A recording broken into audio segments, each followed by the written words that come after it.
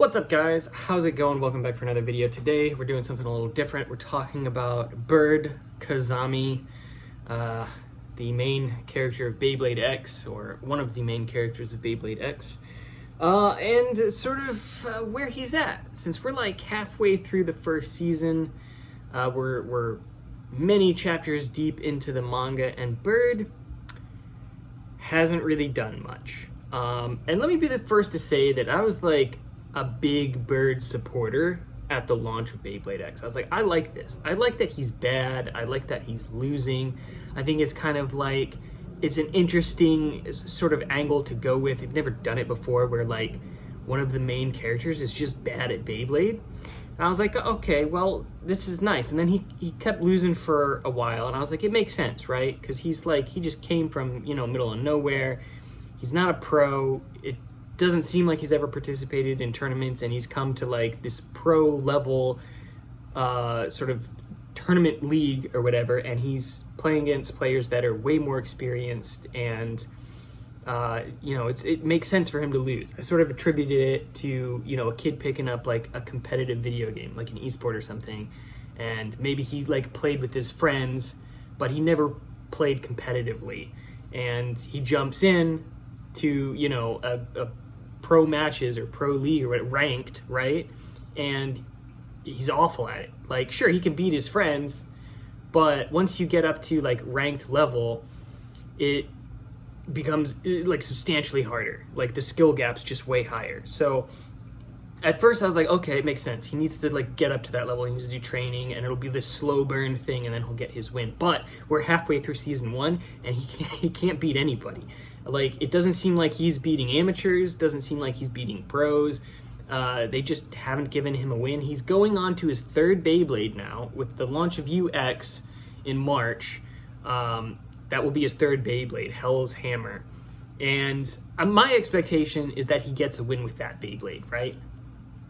And it like, some people are sort of like speculating why UX needs to happen. Well, we get a lot of variant but Beyblades already. Like, we have 3 drawn Beyblades, we have we're gonna have 3 Hell Beyblades, and then we've got Wizard Arrow, Wizard variant, Shield variant. So I wish that they would focus more of the releases on new teams, new characters, because if you look at like previous series, like halfway through the season, we've got tons of teams. Right now we have like 3 teams basically. We have Yggdrasil, we have Team Zuganic, and we have Team Pendragon, which we only know one Beyblade that's even on that team. We just met the second member, Multi-Sister, and like, it feels like there's not enough characters in the show right now. Like, they jumped from 0 floor to 050. I get it, they can't go through all 100 floors. It would draw out like the goal of the series, the goal of the first season, way too long, way past the 51 episode runtime.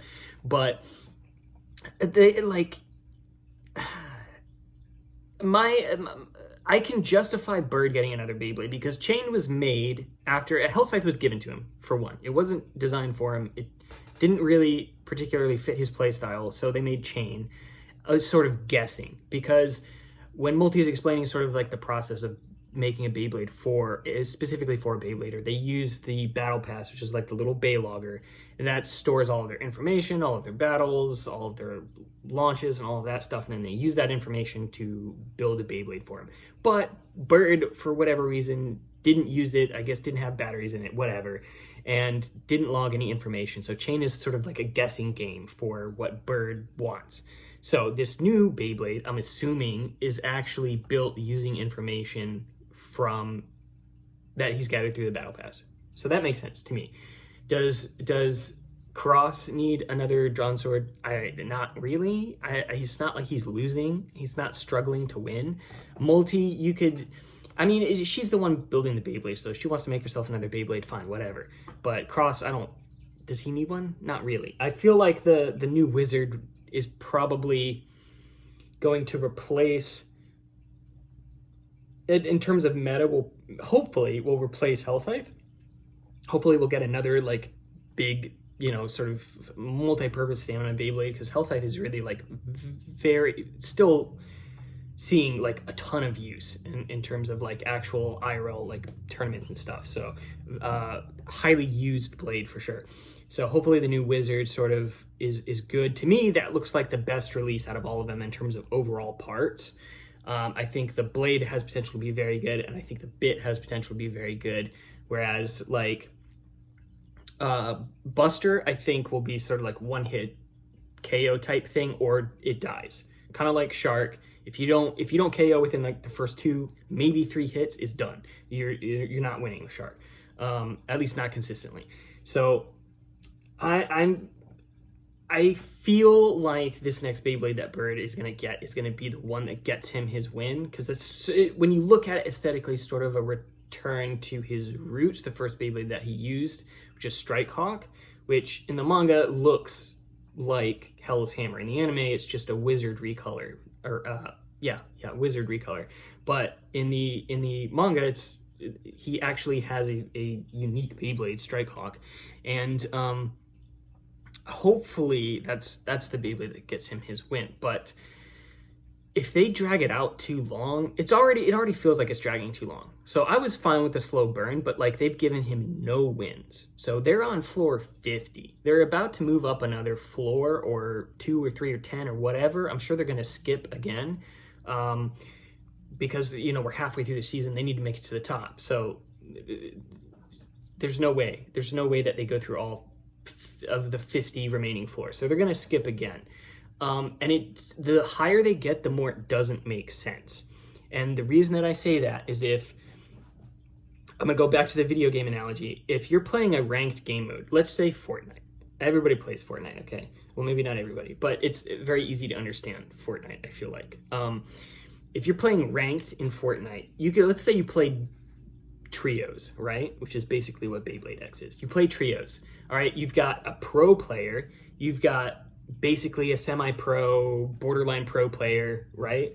And then you've got a complete noob, a guy who has only ever played with his friends on his Switch at 25 FPS and has never played ranked.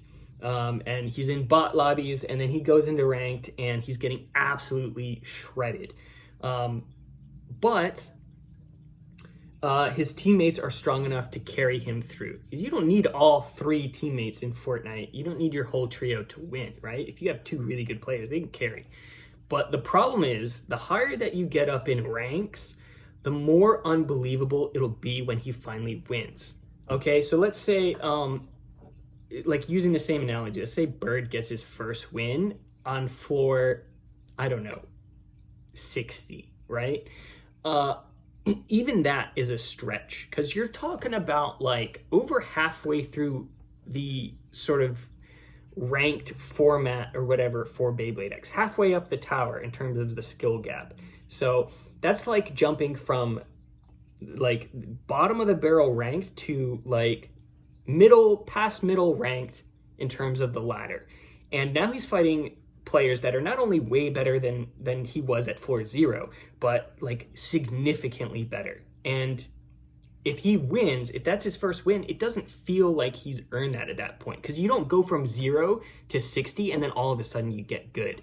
And at least in any other sort of like competitive ranked game, whether it's a card game like Yu-Gi-Oh or Magic, or a video game like esport, like Fortnite or Apex or whatever. Even you could even do Pokemon, like the VGC, like the video game ranked, because that has a ranked ladder as well. You can't just all of a sudden get good and be able to compete at that level. It makes no sense. So you just, at that point, it's like when he wins, it's gonna be like, okay, well, he got lucky. They would really have to like really work around the writing to make it feel believable and tangible for Bird at his skill level. And that's why I've been like adamant about him getting wins early on, even if it's outside of the tower. At least show that he's capable of winning against somebody who's not in the tower, because he just keeps losing badly, mind you. It's like it's not even close. especially in the manga. Usually it's like one hit and he's done, he's gone. So like, I don't know, maybe I'm nitpicking, but like I don't think that this sort of storyline or character growth is like super hard to write. I'm not sure why it's taking so long. If they wait until the top of the tower, I'm gonna be kind of pissed, to be honest. I don't. That would be even worse. If they wait until Team Pendragon and he wins against a Team Pendragon team member, I don't think it'll be Chrome. I think Cross will fight Chrome. But if he wins against, let's say, because we still don't know who the third member of Team Pendragon is. I'm assuming there's going to be one. So if that third member is the one that he wins against at the very top 1% of the top 1% of the tower, it's not going to feel believable at all. It's going to feel unearned, and it's going to feel, like I said, like he got lucky. Like he just, RNG, finally hit it for Bird and he got a win in. But I really want to see him grow gradually, and unfortunately we're halfway through the season in terms of the anime, and it doesn't feel like he's made much progress. Maybe little bits here and there, but nothing meaningful. Like so I don't know. I'm interested to know your guys' thoughts. Am I nitpicking this? Like, is everybody else tired of like expecting Bird to lose and that being what happens every week? I don't know.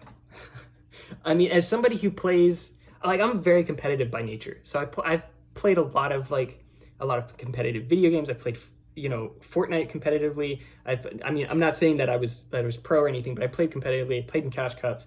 I played StarCraft way back in the day. I tried to play that competitively. I was bad at that. Apex, I'm pretty competitive with. Less competitive than some of the other games, but Apex I like. Pokemon VGC, I've tried to do that competitively. Like, anything that I do that has a sort of competitive or ranked game mode, or is competitive by nature, like, I go all in on, because that's just my nature. And having experience with a lot of those games or those hobbies or whatever, like, this just doesn't feel right. It doesn't feel like it makes sense. That's my biggest problem. So I'm curious how they write the rest of this season, but I'm interested to know what you guys think. I've had comments where people are like, oh yeah, it'll make sense if he gets his win at the top of the tower. No, it won't. It won't make sense. It will make zero sense. Go play a competitive video game, or jump into go buy a starter deck for Yu-Gi-Oh and go to your locals, see how badly you do, and then try to go to like a national or worlds and expect to win. It makes zero sense. It makes zero sense. There's no way. There's absolutely no possible way that would ever make sense. So I don't know. This is just me ranting, but I wanted to talk about it, and I want to know everybody else's thoughts. So feel free to let me know down in the comments. Hit the like for the algorithm if you think Bird should get a win at some point before the top of the tower. Subscribe if you haven't already. I make Beyblade X content every week, as well as legacy content for like Plastic Gen, occasionally Metal Fight, and I mix in burst here and there. So yeah. Thanks for watching. I'll see you guys in the next one.